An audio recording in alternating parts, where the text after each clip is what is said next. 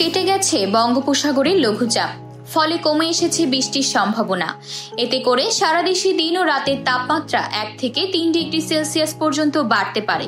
অপরদিকে এরই মধ্যে সব সমুদ্র বন্দরের সতর্ক সংকেতও নামিয়ে ফেলতে নির্দেশ দিয়েছে আবহাওয়া অধিদপ্তর।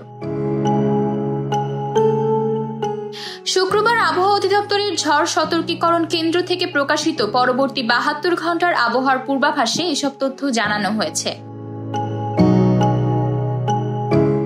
শনিবার বৃষ্টির সম্ভাবনা রয়েছে রংপুর, রাজশাহী, ময়মনসিংহ, চট্টগ্রাম ও সিলেট বিভাগের কিছু কিছু জায়গায়।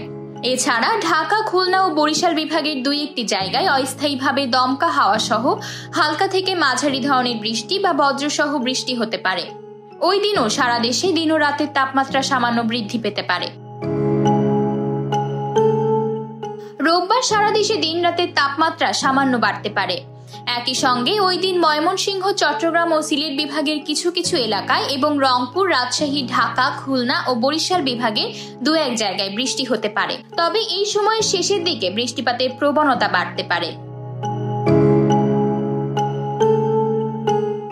আতকিয়া মাইমুনা, বার্তা 24।